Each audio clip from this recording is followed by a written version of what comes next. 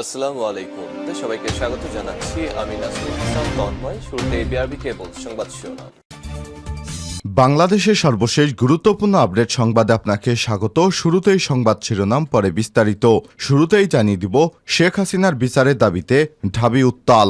হাসিনার পুনর্বাসনের চেষ্টা এবং ছাত্র জনতার বিপ্লবকে নস্যাৎ করতে ষড়যন্ত্র চলছে এমন আশঙ্কায় আগামী 15 আগস্ট রাজপথে থাকার ঘোষণা দিয়েছেন বৈষম্য বিরোধী ছাত্র আন্দোলনের শিক্ষার্থীরা। আজ ঢাকা বিশ্ববিদ্যালয়ের ঢাবির করা বিক্ষোভ কর্মসূচি থেকে শিক্ষার্থীরা আন্তর্জাতিক অপরাধ ট্রাইব্যুনালে শেখ হাসিনা এবং তার সহযোগীদের বিচার নিশ্চিতের দাবি জানিয়েছেন।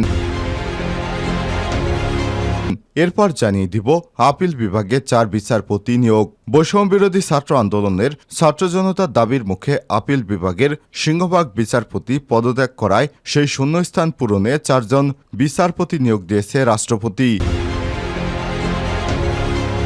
এরপর জানিয়ে দিব, ভারতে অনুপ্রবেশের চেষ্টার সময় 11 জন বাংলাদেশি গ্রেপ্তার। সীমান্ত অতিক্রম করে ভারতে অনুপ্রবেশ করার সময় 11 জন বাংলাদেশিকে আটক করেছে ভারতের সীমান্তরক্ষী বাহিনী বিএসএফ। আওয়ামী লীগ সরকারের পতনের পর ভারতে পালিয়ে যাচ্ছিলেন তারা। সোমবার ভারতীয় সংবাদ মাধ্যম এনডিটিভির এক প্রতিবেদনে সব তথ্য জানা গেছে। জানিয়ে দিব, ডক্টর মোহাম্মদ ইউনূসের প্রেস সেক্রেটারি হচ্ছেন এএফপির শফিকুল আলম। অন্তর্বর্তীকালীন সরকারের প্রধান উপদেষ্টা নোবেল বিজয়ী অর্থনীতিবিদ ডক্টর মোহাম্মদ ইউনূসের প্রেস সেক্রেটারি হচ্ছেন বার্তা সংস্থা এএফপির ব্যুরো চিফ শফিকুল আলম। এবারে জানাবো, ব্যাংকের বাইরে 2,70,000 কোটি টাকা দুর্নীতির অর্থ ফিরে আনতে হবে। আওয়ামী লীগের উপদেষ্টা মণ্ডলীয় সদস্য এবং 14 দলের আহ্বায়ক আমির হোসেন আমর বরিশালের বাসা থেকে নগদ 5 কোটি টাকা উদ্ধার করেছে সাধারণ জনগণ। পরে সেনাবাহিনীর কাছে এই অর্থ হস্তান্তর করা হয়েছে। এভাবে ঘুষ, দুর্নীতি, চাঁদাবাজি সহ অবৈধভাবে অর্জিত কালো টাকা ব্যাংকে না রেখে কেউ পাচার করছে, আবার কেউ বা ঘরের মধ্যে সিন্ধুকে আলমারিতে রেখে দিয়েছেন, কেউ বা ঘরের মধ্যে ব্যাংকের মতো ভল্ট বানিয়ে সেটি রেখে দিয়েছেন। সময় সুযোগ মতো তা পাচার করে দিচ্ছেন দেশের বাইরে। বাংলাদেশ ব্যাংকের সর্বশেষ হিসাবে ব্যাংকের বাইরে মানুষের হাতে এমন নগদ অর্থ রয়েছে 2,70,000 কোটি টাকা। সংশ্লিষ্টরা জানিয়েছেন, এমন উদ্ধার করা গেলে ব্যাংকিং খাতে চলমান সংকট অনেক অংশেই কেটে যাবে। পাশাপাশি বাড়বে সরকারের রাজস্ব আয় এবং এর জন্য বিশেষ অভিযান পরিচালনা করা প্রয়োজন বলে সংশ্লিষ্টরা মনে করছেন। এবং সর্বশেষ জানিয়ে দিব, আওয়ামী লীগ ফ্যাসিবাদের সংগঠিত হওয়ার কোনো অধিকার এদেশে নাই বলছে হেফাজতে ইসলাম বাংলাদেশ। অন্তর্বর্তী সরকারের উপদেষ্টা ব্রিগেডিয়ার এম.এ. সাকাত হোসেন এর বক্তব্যের তীব্র প্রতিবাদ জানিয়েছে হেফাজতে ইসলাম বাংলাদেশের আমির আল্লামা মুহিবুল্লাহ বাবুনগরী এবং মহাসচিব আল্লামা সাজিদুর রহমান। আজ সংবাদ মাধ্যমে প্রদত্ত এক বিবৃতি দিয়েছেন তারা বলেছেন, হাসিনার শাসন আমলে দেশ থেকে যেভাবে কোটি কোটি টাকা পাচার হয়েছে, এই সরকারের পুনর্গঠনের কোনো সুযোগ নেই। প্রিয় দর্শক, এতক্ষণ শুনছিলেন সংবাদ শিরোনাম, এবারে বিস্তারিত। তবে তার আগে বন্ধুরা, কমেন্ট করে জানিয়ে দিন আপনি বিশ্বের কোন দেশ থেকে আমাদের সংবাদটি দেখছেন। এই ভিডিওটিতে একটি লাইক দিয়ে দিন বন্ধুরা। আর এই চ্যানেলে আপনি নতুন হয়ে থাকলে সংবাদটি দেখতে দেখতে চ্যানেলটি সাবস্ক্রাইব করে রাখুন, যাতে করে আমাদের পরবর্তী লেটেস্ট আপডেট সংবাদগুলো সবার আগে আপনার কাছে পৌঁছে যায়। এবারে বিস্তারিত। হাসিনার বিচার দাবিতে ঢাবি উত্তাল। শেখ হাসিনা পুনর্বাসনের চেষ্টা এবং ছাত্র জনতার বিপ্লবকে ন্যস্ত করতে ষড়যন্ত্র চলেছে এমন সংখ্যায় আগামী 15 আগস্ট রাজপথে ঢাকার ঘোষণা দিয়েছে বৈষম্য বিরোধী ছাত্র আন্দোলনের শিক্ষার্থীরা। সোমবার ঢাকা বিশ্ববিদ্যালয়ে করা বিক্ষোভ কর্মসূচি থেকে শিক্ষার্থীরা আন্তর্জাতিক অপরাধ ট্রাইব্যুনালে শেখ হাসিনা ও তাদের সহযোগীদের বিচার নিশ্চিতের দাবি জানিয়েছে। একই সঙ্গে বক্তব্য দেওয়ার ক্ষেত্রে উপদেষ্টাদের সচেতন হওয়ার সতর্কতা দিয়েছেন সমন্বয়কেরা। সমন্বয়ক হাসনাত আব্দুল উপদেষ্টাদের বক্তব্যের সমালোচনা করে বলেছেন, উপদেষ্টাকে খুনিদের পুনর্বাসনের বক্তব্য দিতে দেখেছি। আপনাদের মনে করিয়ে দিতে চাই, ছাত্র জনতা অভ্যুত্থানে আপনারা উপদেষ্টা হয়েছেন। সুতরাং যখন কোনো বক্তব্য দেবেন, আপনার সামনে যেন 5ই আগস্টের গণভবনের চিত্র মাথায় থাকে, পার্লামেন্টের চিত্র মাথায় থাকে। তিনি বলেন, যারা স্বৈরাচারকে পুনর্বাসন করতে চায়, যারা খুনি হাসিনাকে পুনর্বাসনের মতো বক্তব্য দিতে চায়, আমরা ছাত্র জনতা যেভাবে তাদেরকে উপদেষ্টা বানিয়েছি, একইভাবে গদি থেকে নামাতে দ্বিধা করব না। আপিল বিভাগে 4 বিচারপতি নিয়োগ। বৈষম্যবিরোধী ছাত্র আন্দোলনে ছাত্র জনতার দাবির মুখে আপিল বিভাগের সিংহভাগ বিচারপতি পদত্যাগ করায় সেই শূন্য স্থান পূরণে 4 জন বিচারপতি নিয়োগ দিয়েছে রাষ্ট্রপতি।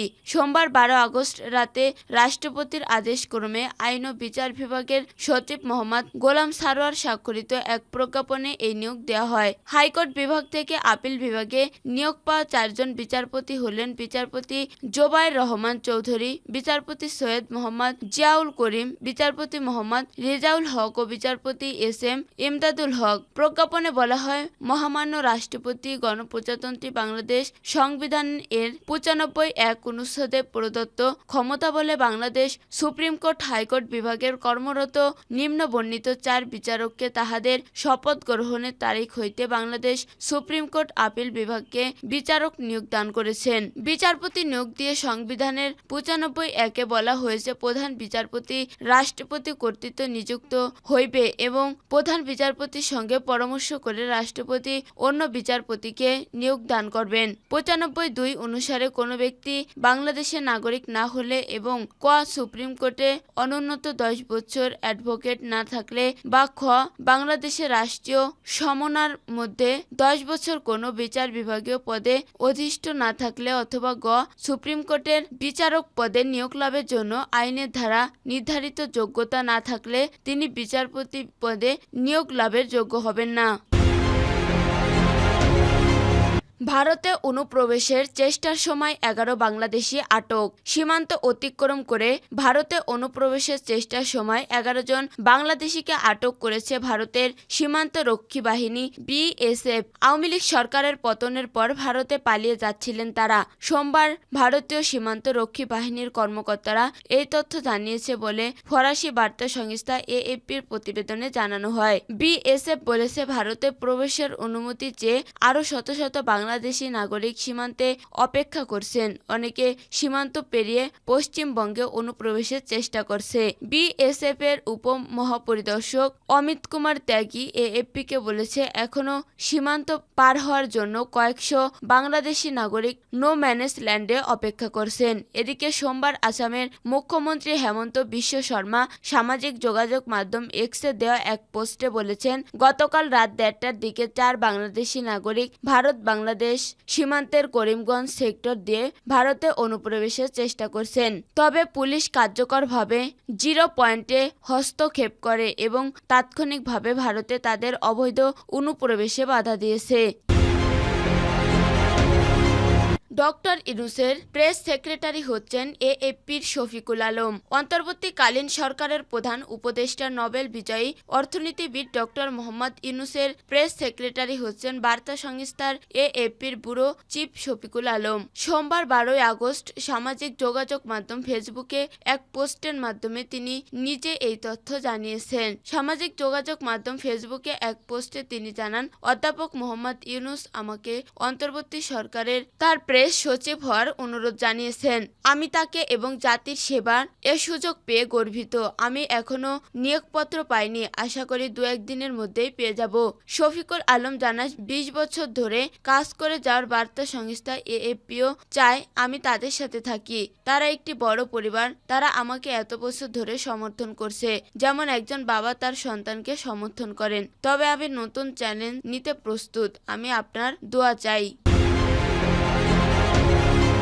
ব্যাংকের বাইরে 2,70,000 কোটি টাকা দুর্নীতির অর্থ ফিরিয়ে আনতে হবে।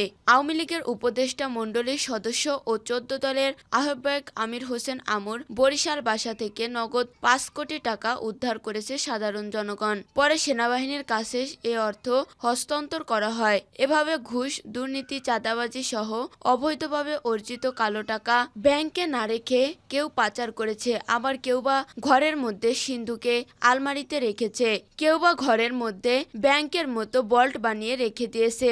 সময় সুযোগ মতো তা পাচার করে দিচ্ছে। বাংলাদেশ ব্যাংকের সর্বশেষ হিসেবে ব্যাংকের বাইরে মানুষের হাতে এমন অর্থ রয়েছে 2,70,000 কোটি টাকা।